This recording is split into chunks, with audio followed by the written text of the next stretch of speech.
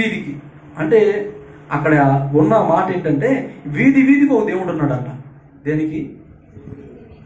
వీధి వీధికి ఒక దేవుడిని ఏర్పాటు చేసుకుని ఉన్నావు నువ్వు అంటున్నాడు. వీళ్ళు ప్రతిష్ఠించబడిన వీళ్ళు, ప్రత్యేకించబడిన వీళ్ళు వీధిలోనికి వెళ్ళటం వలన ఆ వీధిలో ఏముందంట? వీధి వీధికి ఒక గుడి ఉంది. వీధి వీధికి ఒక గుడిని ఏర్పాటు చేసుకుంటున్నారు. ఎవరు వీళ్ళు? ఎందుకు ఏర్పాటు చేసుకుంటున్నారు? మొన్న ఒక కొత్త పాట కూడా పాడారు. ఏమనంటే కొత్త దేవుడండి వాడనా, కొత్త దేవుడండి. అవునా? దిక్కు మొక్కు ఇతడే దిక్కండి అంటే అప్పుడు కూడా ఇలానే కొత్త కొత్త దేవుళ్ళు వచ్చారు. వీధికి ఒక దేవుడు, అదే అక్కడ రాయబడి వీధి దేవుళ్ళు. ఏం దేవుళ్ళు? వీధి దేవుళ్ళు. ఈ ఇశ్రాయేలు ప్రజలు ఏం చేశారు తెలుసా? ఆ వీధి దేవుళ్ళు వెంబడించడం ప్రారంభం చేశారు.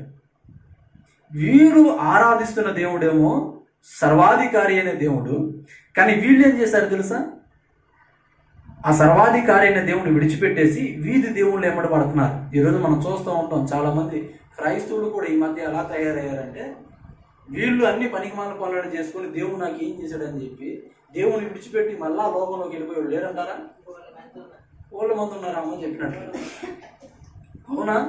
కానీ ఇక్కడ మనం గమనించాల్సింది ఏంటంటే వీధి దేవుల్ని వెంబడించడం వలన, వీధి దేవుల్ని ఆరాధించడం వలన వీళ్ళు వీధిని పడుతున్నారనే విషయం వాళ్ళకి తెలియదు.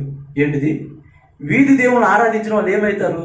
ఇప్పుడు సపోజ్ ఓ పాపితో ఇంకో మనిషి సావాసం చేస్తున్నాడు అనుకో, ఆ వ్యక్తి ఏమవుతాడు? పాప అవుతాడు. సైతాన్తో సావాసం చేస్తున్నాడు అనుకో ఏమవుతాడు? దుష్టుడితో సాంగత్యం చేసేవాడు దుష్టుడు అవుతాడు. పరిశుద్ధుడితో సావాసం చేసేవాడు పరిశుద్ధుడు అవుతాడు. వీధి దేవులను ఆరాధించేవాళ్ళు వీధిలో పడతారు కదా. ఇక్కడ మనం గమనించినట్లయితే వీళ్ళేమో వీధి దేవుళ్ళు, కానీ అంతకుముందు వీళ్ళు ఆరాధిస్తున్న దేవుడేమో విశ్వనాథుడైన దేవుడు. ఏంటిది? వీధి దేవుడికి విశ్వనాథునికి ఎంత తేడా ఉంది, ఎంత వ్యత్యాసం ఉందో ఆలోచించండి. విశ్వమంతటికి ఒక్కడే దేవుడు. ఎవరైనా అంటే యేసుక్రీస్తు ప్రభు. ఆయనే అన్నాడు, నేనే మార్గాన్ని, నేనే సత్యాన్ని, నా ద్వారా తప్ప ఎవడు కూడా పరలోక రాజ్యము చేరు. నేనే అన్నాడు, కానీ మేము అన్నా. ఆయన సూర్యుడు, చంద్రుడు, ఆకాశము, దేవుడు ఒక్కడే. కానీ వీళ్ళు ఏం చేశారు తెలుసా? వీధికి ఒక దేవుడిని వీళ్ళు ఏర్పాటు చేసుకున్నాం. మనం చేతులతో చేసిన వాడు దేవుడు కాడు, ఆయన చేతులతో మనం చేస్తే ఆయన దేవుడు అవుతాడు.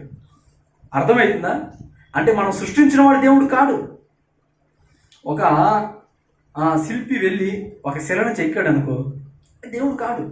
అవుతాడా? దేవుడు అంటే మనం సృష్టించిన వాడు దేవుడు. ఈయన ఎలాంటి వాడు అంటే విశ్వం అంతటిని కూడా దేవుడై ఉన్నాడు. ఆయన పేరేంటి? విశ్వనాథుడైన దేవుడు. ఇటీవల కొత్త పాట పాడేది ఏమంటే ప్రేమా పూర్ణుడా, ప్రేమా పూర్ణుడా, స్నేహశీలుడా, విశ్వనాథుడా, విజయ వీరుడా, ఆపత్కాలమందున సర్వలోకమందున్న దీన జనాలి దీపముగా. ఈ విశ్వనాథుడైన దేవుడు ఈయన విడిచిపెట్టేసి వీళ్ళు ఏం చేశారు తెలుసా? వీధి దేవుళ్ళు వెంబట పరిగెత్తుతూ ఉన్నారు.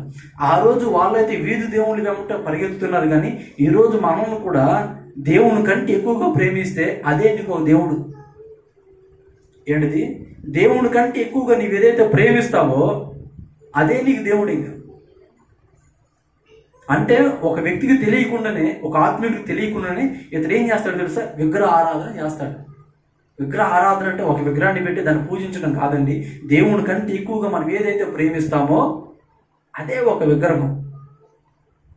అర్థమవుతుందా? అంటే ఈ వీధి దేవుళ్ళు వెంబడించే వాళ్ళు వీధిలోకి ఎలాగ వస్తారో, ఈ లోక సంబంధమైన వాటి మీద ఆశ పెట్టుకున్నా, ఈ లోక సంబంధమైన వాటి మీద మన దృష్టిని నిలిపినా సరే నీవేమవుతావు తెలుసా? ఏమవుతావు? లోక సంబంధమే అవుతావు. అవునా? లోకము దాని ఆశ గతించును, సమస్తమును కూడా ఏంటిది? సమస్తము కూడా వ్యర్థమే. వ్యర్థమైన దాని మీద నీ మనసు నిలబడడం వలన నువ్వేమవుతావు? ఏమవుతావు చెప్పండి, మీ అందరికి తెలియదు ఇదంతా. ఏంటిది? వీధి దేవుళ్ళు వెంబడించినప్పుడు, వాళ్ళు వీధులు పడినప్పుడు అంతా వ్యర్థమైన తెలిసి ఆ వ్యర్థమైన దాని కొరకు నువ్వు పరిగెత్తితే నువ్వెక్కడ పడతావు? నీ జీవితం కూడా ఏమైతే తెలుసా? వ్యర్థమైపోయింది. అందుకే ప్రభు అంటాడు, వారు వ్యర్థమైన దేవతల తట్టు వాళ్ళ మనసులు త్రిప్పుకొని వాళ్ళు వ్యర్థమైపోయారు, మీరు వ్యర్థులు కాకుండా నిమిత్తము నా వైపు చూడండి అని దేవుడు మాట్లాడుతున్నాడు. ఆ మాట విన్న ఇర్మియా భక్తుడు ఏం చేస్తున్నాడు తెలుసా? దేవా, మా పూర్వస్థితి మాకు దయచేయ్యా, మమ్మల్ని మరలా నీలో బ్రతికించయ్యా అని ప్రార్థన చేస్తున్నాడు. అర్థమవుతుందా? ఈ బంగారం ఎట్లా మందగిలిపోయింది, ఈ ప్రతిష్ఠించబడులు ఎందుకని అలా మార్చబడినవి, ఎందుకని వాళ్ళ విలువ తగ్గిపోయిందంటే వీళ్ళు ఏం చేశారు తెలుసా? వీధుల్లో తిరుగుతున్నారు. దేంట్లో? ఈరోజు దేవుణ్ణి విడిచిపెట్టి లోకంలో తిరుగుతున్న మన పరిస్థితి కూడా ఏమైంది తెలుసా? ఏమైంది? అలాగే అయింది. అలాగే చివరికి వచ్చి, దేవా జాలి చూపువా, నా ప్రార్థన నీవు ఆలకించవా, గాలికి ఊగిరిల్లై నా మనసు వేదనతో తిరుగుతుందయ్యా, దేవా కనికరించవా అనే పరిస్థితులు వస్తాయి. నిజం. ఆ పరిస్థితి రావటం ఎందుకు? వీధుల్లో తిరగడం ఎందుకు? లేనిపోయిన తిప్పలు తెచ్చుకోవడం ఎందుకు? చివరికి వెళ్ళి మళ్ళీ ఆయన పాదాలు పట్టుకోవడం ఎందుకు? ఆయన తప్పితే వేరే గత్యంతరం అయితే లేదు. ఇంకా అర్థమవుతుందా? ఎంతటి వాడైనా ఎప్పటికైనా వంగని మోకాలని యేసు నామములో వంగి తీరాలట. ఏంటిది? ఇక్కడ ఇక్కడ వంగకపోయినా సరే, ఈ లోకంలో ఉన్నంత వాడికి ఎవడు యేసయ్య దగ్గర మోకాళ్ళు వంచకపోయినా సరే ఒక సమయం ఉంది. ఆ సమయమున వంగని మోకాలన్నీ యేసయ్య ఎదుట మన వంగిపోవును, యేసు రాజుగా వచ్చుచున్నాడు భూలోకమంతా. ఆ రోజైనా సరే వంగన మోకాలని యేసయ్య దగ్గర వంగక తప్పదు. కాబట్టి వీళ్ళు ఏం చేశారు తెలుసా? విశ్వనాథుడైన దేవుని విడిచిపెట్టి వీధి దేవుల్ని ఆరాధించడం వలన వారు కలిగి ఉన్న ఆత్మీయ స్థితి అంతా కోల్పోయారు. ఈరోజు చాలా మంది కూడా దేవుని విడిచిపెట్టేసి లోకంలో ఉన్న దాని కొరకు పరుగులెత్తడం వలన వీళ్ళు ఏం చేస్తున్నారు తెలుసా? వీళ్ళు కూడా వ్యర్థమైన దాని కొరకు పరుగులెత్తడం వల్ల వీళ్ళ జీవితాలు కూడా వ్యర్థమైపోతూ ఉన్నాయి. వీళ్ళు కలిగి ఉన్నది కూడా కోల్పోతూ ఉన్నారు. భక్తుడు మాట అన్నాడు, చాలా మంది కూడా భక్తి చేయడం వ్యర్థము, దేవుణ్ణి వెంబడించడం వ్యర్థము.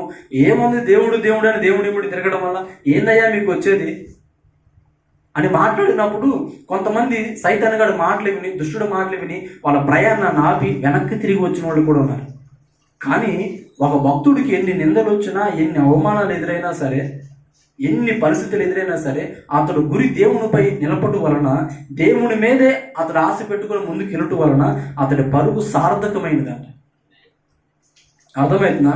ఈరోజు మనము కూడా ఈ వీధి దేవుళ్ళు ఏమిటి, లేదా వీధిలో ఉన్న వాటి వరకు మనం పరిగెత్తే వ్యక్తులుగా ఉండకూడదు. మన గురి ఎవరు? దేవుడు. అంతా వ్యర్థము అన్న వాళ్ళు వ్యర్థులైపోయారు. కానీ యేసయ్య నందు పడిన ప్రయాస వ్యర్థము కాదన్న వాళ్ళు మాత్రము ధన్యజీవులుగా మార్చబడ్డారు. అవునా కదా? అంతా వ్యర్థమని వ్యర్థులైరెందరో, నా గురి నీపై నిలిపినందుకే నా పరుగు సార్థకమా. ఏమైంది? నేను పరుగు